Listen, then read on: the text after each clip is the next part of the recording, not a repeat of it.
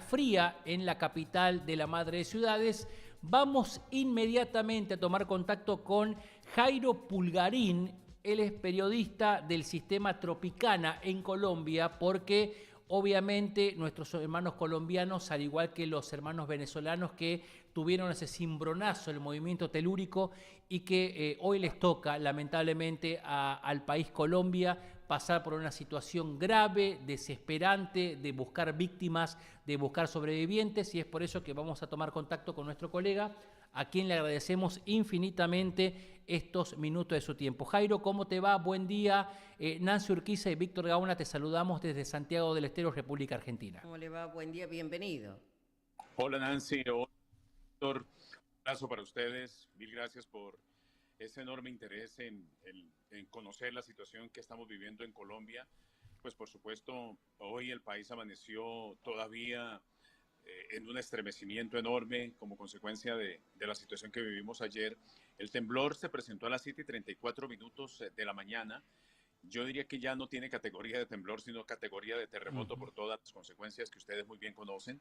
7:34. En un momento pensamos que iba a ser digamos, un movimiento telúrico de 30, 40 segundos, pero se extendió a casi 2 minutos. Duró en total yo diría que unos 110 segundos, es decir, casi 2 minutos duró el terremoto que ayer estremeció a Colombia. Aquí en la capital de la República, perdón, aquí en la ciudad de Bogotá se sintió muy fuerte, pero no hubo consecuencias graves que lamentar, salvo algunas, digamos, fisuras que de pronto se reportaron de algunos sectores de la ciudad. Pero realmente la zona más afectada es la zona occidental del país, que es ese corredor que está justamente en las costas del Pacífico colombiano, que es un sector muy vulnerable desde el punto de vista geológico. Ustedes saben muy bien que siempre se habla de dos placas que se están permanentemente desplazando unas a las otras, o una se sobrepone a la otra, y eso genera, por supuesto, esta situación. El punto de origen, o digamos lo que se conoce como el epicentro del movimiento telúrico, fue ubicado en la zona occidental del país, noroccidental, en el sector del departamento del Chocó. Se llama San José del Palmar. Ayer las autoridades reportaban 132 personas muertas, más de 500 personas heridas y por lo menos 180 personas desaparecidas. Por supuesto, la situación seguramente en el curso de la mañana se irá decantando y ya tendremos una actualización mucho más rigurosa de lo que ha pasado con esta emergencia que hemos vivido aquí en territorio colombiano. Pero Jairo, repito, sí. Víctor, adelante. Sí, Jairo, información preliminar a esta hora, y esto seguramente, lamentablemente, se va a ir actualizando la información. 169 muertos por el terremoto en Colombia. Esto, decimos, es información preliminar. Vos estás en el terreno, estás en el lugar, en el epicentro, lamentablemente, de lo sucedido. Y llama mucho la atención, ustedes son muy cercanos, Colombia, Venezuela, y Colombia es el país que más venezolanos ha recibido en esta diáspora venezolana en la historia del hermano pueblo venezolano. Y hay una marcada diferencia, Jairo, entre lo que ha pasado en Venezuela y lo que ha pasado en Colombia. Lamentablemente hay que marcar esto, porque el sistema de emergencia, el sistema de aviso que tiene Colombia ha funcionado afortunadamente en la jornada de ayer. Sabemos que los colombianos tienen un sistema de alerta y de alarma que les avisa en su dispositivo móvil, y esto ha permitido que en 2 minutos aproximadamente puedas evacuar e ir a los puntos de encuentro con las personas que están capacitadas para esto, ¿no? Sí, y yo creo que Colombia de alguna manera también ha avanzado y ha evolucionado significativamente en esos temas tecnológicos de la sismoresistencia. Aquí, por ejemplo, en el caso de Bogotá, como te lo mencionaba Víctor, se reportaron algunas fisuras muy pequeñas en algunas zonas, pero realmente no se habla estrictamente de cosas graves en la ciudad de Bogotá. Los hechos ocurridos en la ciudad de Cali desafortunadamente afectaron edificaciones ya un poco vetustas, un poco viejas. La situación también en la ciudad de Pereira, que es la ciudad más afectada de todas, también muy delicada la situación en la ciudad de Pereira. La mayor afectación, por supuesto, es sobre aquellas edificaciones ya mayores, y tenemos que decirlo, la otra zona histórica afectadísima es la ciudad de Manizales, el casco histórico de Manizales, que es una ciudad muy, muy cafetera, que es una ciudad con un historial cafetero muy grande. Esa zona también fue muy afectada. Tenemos que decirlo, no hay un reporte todavía confiable de la situación en el departamento del Chocó, porque el departamento del Chocó, que está muy cerca de Panamá, es una zona, yo diría que con no muy buenas condiciones de comunicación, con no muy buenas condiciones tecnológicas. Es más, inclusive algunas redes de ciudadanos colombianos en el exterior están tratando de traer el Starlink de Elon Musk para ver si es posible mejorar la comunicación con el departamento del Chocó mientras dura esta situación de emergencia, mi querido Víctor. Claro, teniendo en cuenta la parte histórica, en el año 1979, un 12 de diciembre del año 79, Colombia sufrió un terremoto seguido de tsunami que causó 250 muertes, ¿no? Ya la experiencia hizo que Colombia trabajase en lo que tiene que ver con un sistema de alerta y de alarma, ¿no?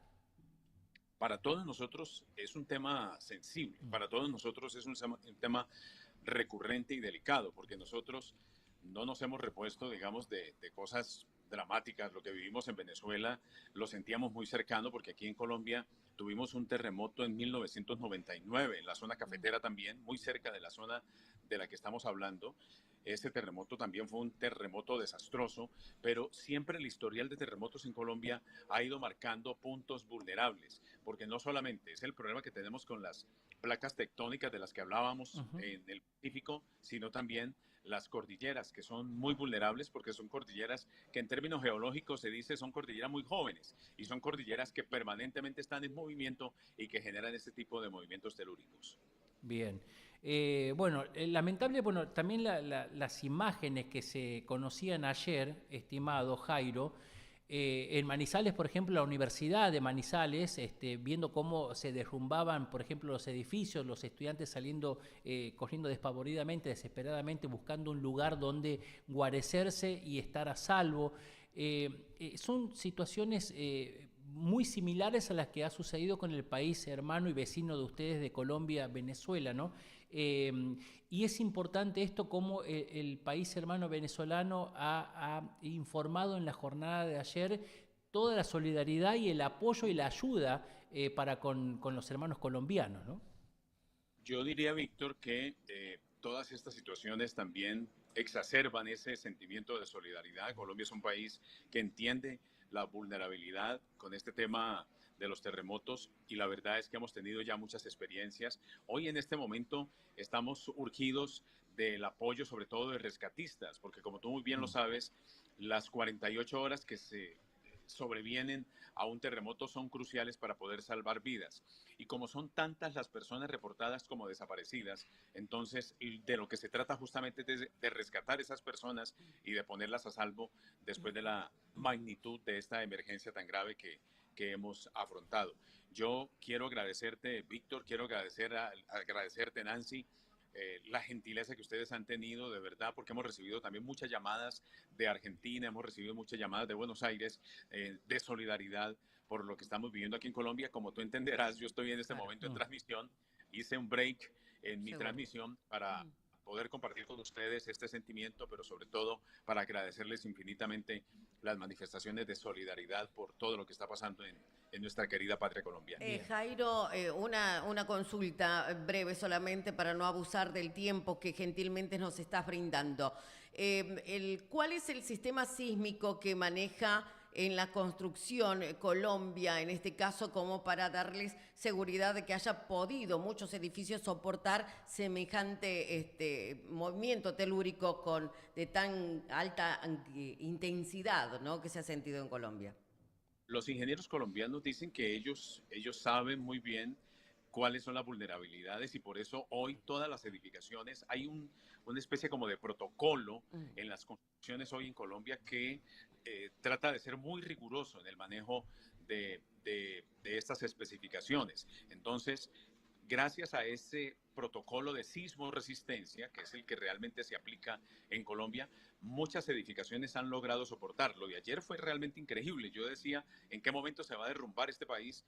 Y la verdad es que aguantó casi 2 minutos de movimiento telúrico de una intensidad muy fuerte y como ustedes lo vieron, una profundidad de casi 100 kilómetros que de alguna manera también mitigó la dureza de este movimiento. Pero repito, Colombia ha avanzado significativamente en los protocolos de sismo resistencia que hacen que no sean tan fácilmente derruibles edificios como los que tenemos aquí en la ciudad de Bogotá. Muy bien. Bien, Bueno, bien. Jairo, la verdad te agradecemos infinitamente la deferencia por habernos atendido. Sabemos que estás en plena transmisión también.